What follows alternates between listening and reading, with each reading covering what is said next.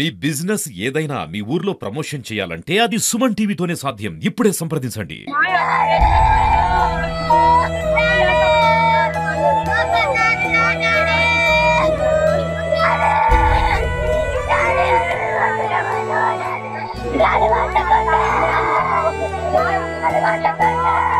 నమస్తే, welcome to Suman TV. నేను మీ శంకర్. నల్గొండ జిల్లా నకరికల్లో విషాదం చోటు చేసుకున్నది.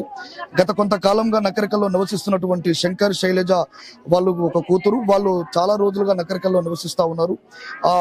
శంకర్ అనుకోకుండా తన తల్లిగారైనటువంటి ఇంటి దగ్గరికి చేరిన తర్వాత తను ఉరేసుకొని చనిపోయిన విషయం తెలిసిన వెంటనే తన భార్య కన్నీరు మున్నీరు అవుతా ఉన్నది. ప్రస్తుతం మనం నల్గొండ జిల్లా మాచిరు దగ్గర ఉన్నాం. ఒక్కసారి తన మాటలు అడిగి తెలుసుకునే ప్రయత్నం చేద్దాం. ఒక్కసారి అండి. నకరికల్ సార్. నకరికల్ అంటే మీ సొంత ఊరు? నకరికల్లే సార్. నకరికల్ అంటే ఎంత కాలంగా నకరికల్లో ఉంటున్నారు? 4 ఏళ్ళు అవుతుంది సార్ పోయి. ఇంత ముందు నారకడ పెళ్లి ఉండేది. ఏం పేరు మీ భర్త పేరు? శంకర్. మీ పేరు ఏం పేరు? శైలజ. మీ పిల్లల మీకు ఒక పాప సార్. ఏం పేరు? జాహ్నవి. ఎంత ఉంటుంది వయసు? 12 ఏళ్ళు ఉంటుంది. ఎలా చనిపోయింది ఇప్పుడు? అప్పులు చేసింది సార్, నాకు చెప్పలేదు. సెల్ల పేకాటలు ఆడిండు. నేను చాలా సార్లు చూసి కూడా అడిగిన, పేకాటలు ఆడుతున్నావు ఏంటంటే ఉత్తనే ఆడుతున్నా, పైసలు పెట్టి కాదన్నాడు. లేదు పైసలు పెట్టే అని నాకు డౌట్ వస్తుంది. చాలా మంది అనుకుంటున్నారు, అయ్యా నువ్వు ఇసోంటి ఆడుతున్నావు ఏం చేస్తావు అంటే నీకేమెరకనే నేను ఆడతలేను అన్నాడు సార్.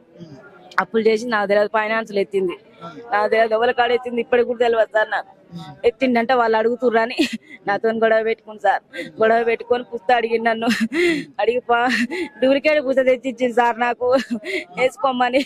డూప్లికేట్ పుస్త తెచ్చిస్తే నేను ఈ పుస్త ఎట్లా వేసుకుంటానయ్యా. ఇంత ముందు కూడా బంగారం అయ్యి ఇచ్చిన సార్. నేను ఇట్నే బెదిరించేది సార్. ఊకే ఇట్నే బెదిరిస్తుంటే కూడా ఏమైనా చేసుకుంటా నా భర్త అని ఇచ్చిన సార్. కట్నం పైసలు ఇచ్చిన, షాప్ పెట్టి ఇచ్చిన, బంగారం అమ్ముకుంటే కూడా ఇచ్చిన. చిన్న పూస్తేనే సార్, పావులెత్తుదే. కొన్ని అప్పులు కట్టుకుంటే ఇయ్య అన్నాడు.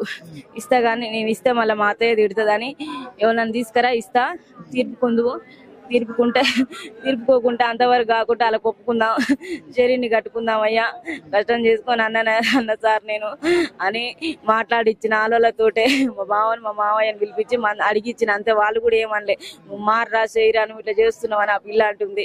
అన్ని ఆగం చేసినవాట, కట్నం పైసలు బంగారం అంతా. ఆ పిల్ల భయం అయి మమ్మల్ని పిలిపించింది అని అన్నారు సార్. అంటే లేదు బాబాయ్ ఇస్తేనే ఉండమని బంగారం లేకుంటే పొమ్మని అన్నాడు. అంటే నేను మా ఇంటికి వెళ్ళిపోయినాక ఆయన అలా అమ్మమ్మ ఇంటికి పోయిండు.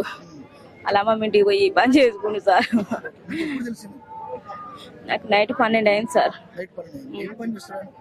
మంగళ షాప్ సార్. మంగళ షాప్ చేస్తాడు. నైట్ 12 అయింది కాగానే ఇక్కడికి వచ్చినాం మేము. వారం రోజుల క్రితం ఇట్నే చేస్తుంటే మా అత్తకు కూడా ఫోన్ చేసిన నేను.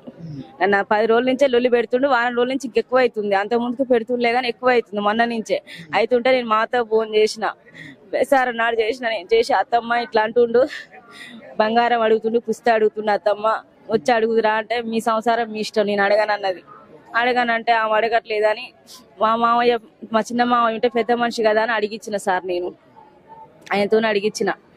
బేసారా నైట్ నేను ఇట్లా అడుగుతుండనే నేను మా ఇంటికి వెళ్ళిపోయినా. అంత ముందుకు వెళ్ళిపోతే కూడా నన్ను కాదు కక్ష బుధవారం నైటే ఇంటికి రమ్మన్నాడు సార్. నన్ను రమ్మంటే నేను వచ్చినాక ఎన్నడైనా ఏడ కిరాయికున్న రూమ్ తలుపు లైట్ వేసి బయటకు వెళ్ళేది సార్. ఆయన లైట్ వేయలేడు.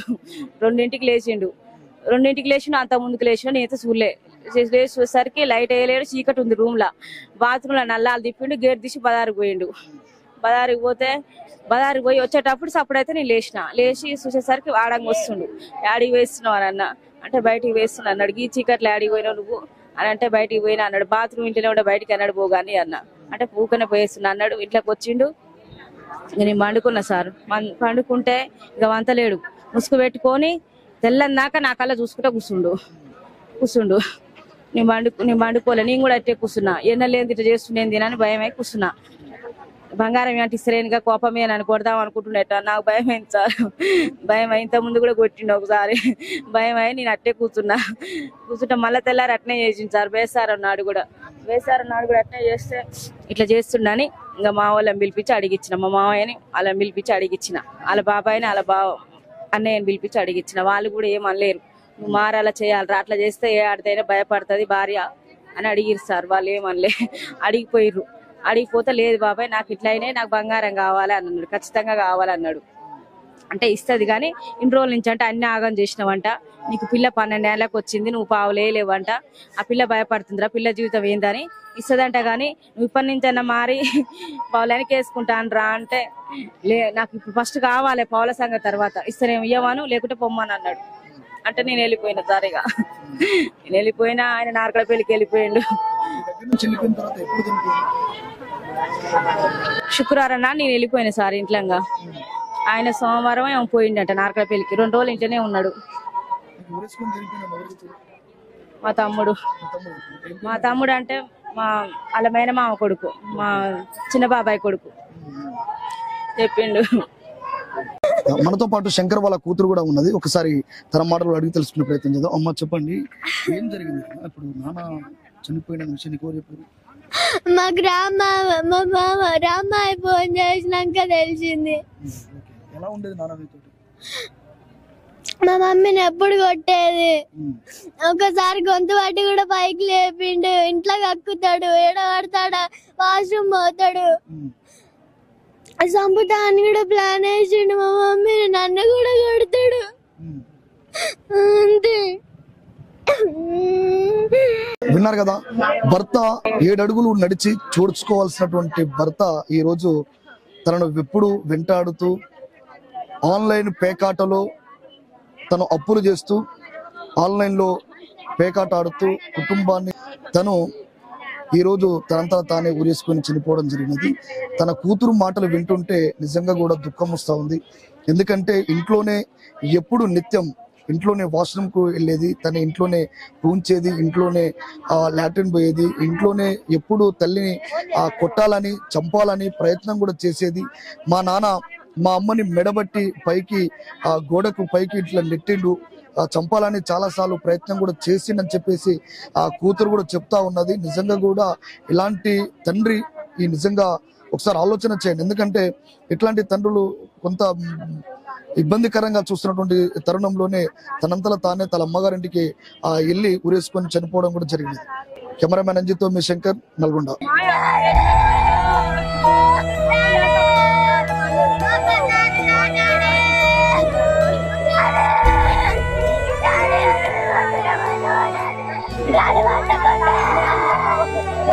Gracias.